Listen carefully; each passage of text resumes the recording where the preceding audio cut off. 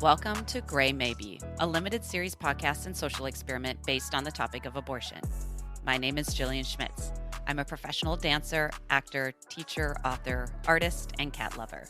Through my own personal journey of recovery, I found that things aren't just black or white, or a simple yes or no. For me, in my recovery, there's been mostly gray area and a lot of maybes. In most of my stories, you can find the gray maybe. I'll be sharing my own process through personal stories, interviews, and hopefully stories of others in an effort to help lessen the stigma and shame of abortion. If you'd like me to read your story on this podcast, anonymous or otherwise, please email graymaybestories@gmail.com. graymaybestories@gmail.com. Before we get started, if you haven't already, please subscribe on whichever platform you're using to catch future episodes of Gray Maybe.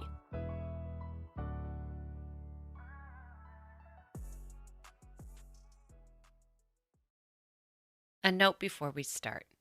While the topic of abortion and my belief in it being easy and accessible to all people who can become pregnant is a comfortable topic for me, sharing my own personal stories is not. I have a justifiable amount of fear of possible hostility and violence, both in person and or online. I also anticipate the possibility of judgment ranging from my own family to strangers, in addition to the potentiality of losing certain work opportunities for publicizing my own experiences. I'm telling my stories and the stories of others through the lens of our own experiences. The revelation of our processes are ours to tell. If you disagree with the views or stories on this podcast, know that I'm not speaking on anything other than the experiences and viewpoints of myself and others. Take what you like and leave the rest. Any feelings this podcast activates in the listener is for the listener to process and recover from. Any criticism you have based on these experiences and choices are yours, and they are not anybody else's burden to carry. Welcome back, everyone. I hope you voted this past week, and although some of the results are still trickling in, there is much to discuss. But there is one thing I can say for certain: abortion won. There was a total of 5 ballot measures to protect reproductive freedom and access to abortion, and all 5 of them won, by a large margin. California enshrined reproductive freedom and contraceptives in their state constitution. Kentucky voted there is a right to abortion in their state constitution. Michigan created a state constitutional right to reproductive freedom, including decisions about all matters relating to pregnancy, such as abortion and contraception. Montana rejected a law enacting any infant born alive at any gestational age a legal person that already exists under a federal law passed 20 years ago. It would criminalize healthcare providers who do not make every effort to save a life of an infant born during an attempted abortion or after labor or C-section.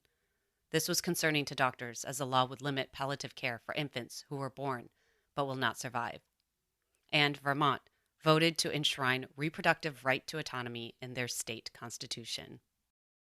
This mirrors what I've come to know doing this podcast. The amount of pregnant people who have had abortions and the amount of people talking about it couldn't be more vast. However, when a silent opportunity to fight arises, like voting, the message is clear. We want choice. We want autonomy. We want agency. We want safety. We want reproductive health, and we want freedom. There is still much work to be done to further this mission. More on the political landscape of how to do that in a later episode coming up. Last week, right before airing episode 5 with Dr. R, I received another story to be read on the podcast. Nicole was one of the first people to message me about Gray Maybe and had mentioned she was working on writing her story. I know a few people that have taken to writing their story as an exercise, or more likely, a challenge. I knew Nicole first as a dancer, but Nicole was also my first yoga teacher, and I found her to be so good at balancing, literally, but also spiritually. She just seemed so damn healthy, in body, in mind, in spirit. I admired her for that. It's been a privilege to know more deeply where she comes from, and her journey of where she is now. Inhale and exhale in a warrior pose. Welcome to the rebellion, Nicole.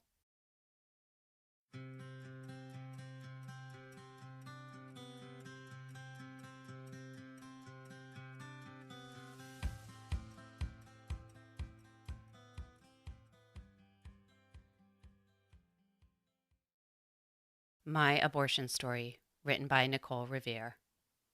By sharing our stories, we open minds and disarm hearts. I am Nicole Riviere, and I am a dancer, yoga teacher, artist, and mother.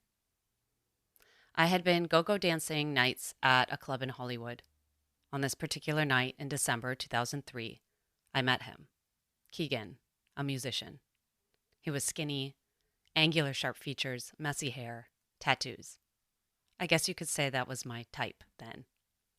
I can still remember the way he looked at me under the red lights, the loud music, and the smell of alcohol emanating from the bar. I liked the attention I got from him. It made me feel good. It made me feel attractive and sexy. It made me feel seen. It made me feel powerful. Side note, as a young 20-something, having grown up in an alcoholic, addict home, I didn't have the confidence or self-esteem back then. That wasn't outside of myself. I didn't have boundaries. I didn't even know what they were. I didn't know what self-care or self-love was. These are things I would learn years later in the rooms of 12-step recovery and therapy. I had plenty of vodka lemon drop martini confidence in my system, and Keegan asked me if I wanted to go home with him after work. Of course, I said yes. I didn't know a thing about him, other than he was hot and a musician, and that was good enough for me. His place wasn't far from the club. We entered his apartment, his bedroom to the left, an empty living room to the right, some unknown roommate down the hall, I can't remember. It's a little fuzzy. Another empty bedroom through the empty living room. I learned that Keegan had a 6-year-old son who lived with Mom, who Keegan didn't get along with. I kind of loved that he had a kid. I loved kids. I didn't love that he hardly saw his kid, or fought the mama on that. I painted all the red flags white. No big deal. We talked. He was nice. He seemed pretty gentle and sensitive, with a side of asshole I didn't really want to get to know. There was already a looming sense of discomfort inside me that I ignored. He was a good-looking guy. I just wanted to see where this would go. It was understood we were using a condom. At least that's what I understood. I was questionably still under the influence of alcohol. I don't know what happened. I don't know if it ripped, if he slid it off at the last second, if he lied and didn't use one in the first place. But either way, I would end up pregnant. I saw Keegan a couple more times that week. One of those times he asked if I wanted to move in and rent the other bedroom. That was weird. I said no. We had just met, and now I was more uncomfortable.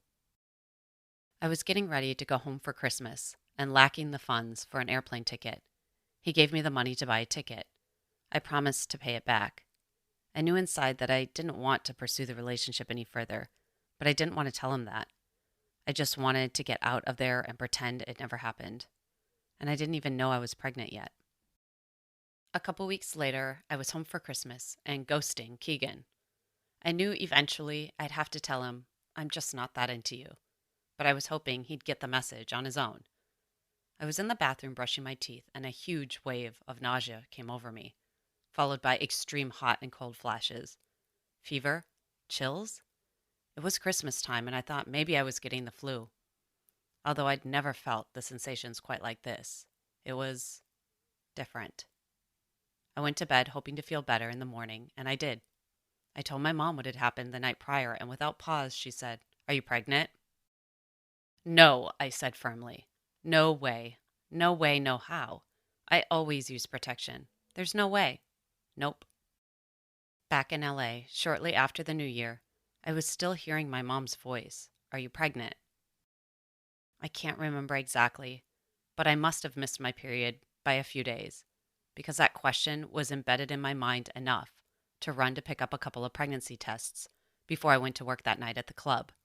Shit timing. I got ready for work. Makeup, false eyelashes, glitter, fishnets. Pregnancy test number 1. Positive.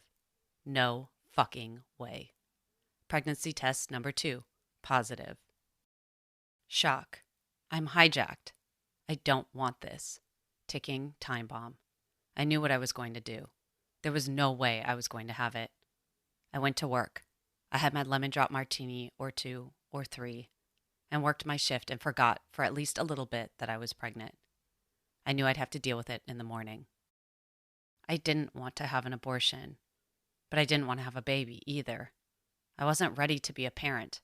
I hadn't lived my dreams, hadn't accomplished what I wanted, didn't have a support system, was living paycheck to paycheck, renting a room for $500 out of some random guy's home, didn't have health insurance. My parents didn't have the resources to support me financially if I needed help. I didn't want to move home. I didn't want to change trajectory. I didn't want to have an abortion. I was so scared. But time was not on my side, and I knew I had to do it. I remember my hands were cold when I called Planned Parenthood. I felt my heart racing. I felt outside of my body. I was having a panic attack. The lady on the phone was nice. She was patient. I was crying, but trying to hold back the tears and smooth out my shaking voice.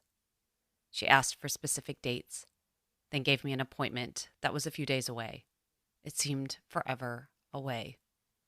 It was going to cost $350. I needed someone to drive me and pick me up. For whatever reason, I felt I could ask a choreographer I was assisting at the time. I had felt we were close enough and I could trust her. She said yes. I remember walking into the clinic and looking at the pamphlets on the side table after checking in. I didn't wait long. I was taken in almost immediately. To a room to change, get on the table, and wait. The nurse was kind. She held my hand. The doctor came in. He was cordial. Didn't say much, just got to work. I wasn't put under for the procedure, and I don't remember much physical pain either, but I do remember sadness overcoming me. All of a sudden, I was engulfed in tears. The nurse consoled me and told me how much she loved my red hair. The procedure seemed quick in my memory. I do think I blocked some of it out. The sadness I felt was only for the circumstance I was in. I wanted it to be over. I had so much to look forward to. I had rehearsals and dance jobs on the horizon, and I was eager and grateful to be able to continue my life the way I wanted to. I was taken to a room to recover for a bit. There were other women there, but I don't remember much else. I went home with my choreographer friend and recovered at her home on the couch for a couple of days, watching lots of TV. I told friends and family members whom I felt were safe to tell. I was grateful to receive understanding and support.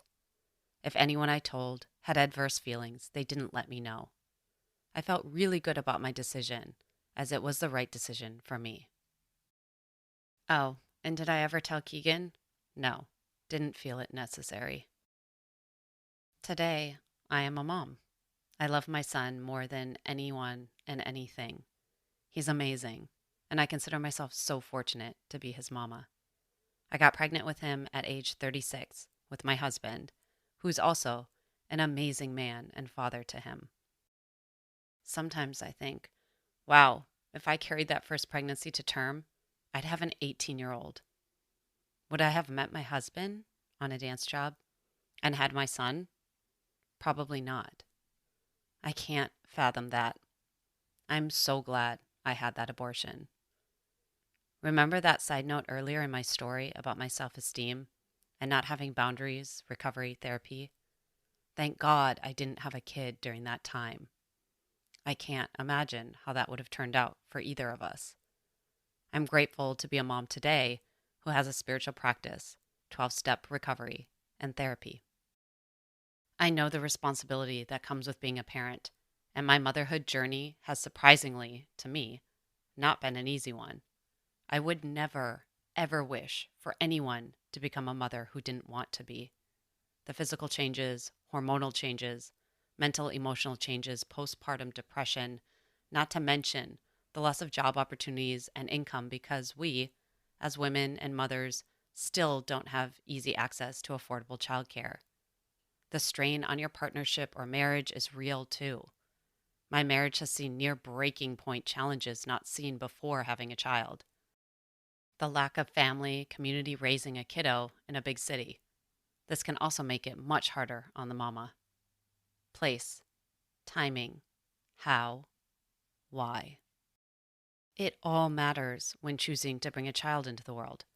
How a child is going to be raised or parented is the consideration and conversation. What kind of life we'd like to give our kids is our focus, not forcing women who get pregnant to give birth.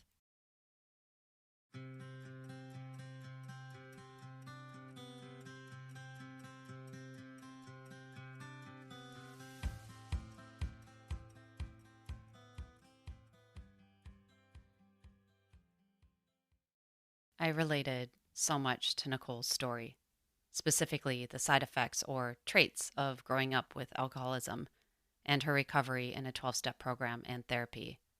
I'm still working on my spiritual practice.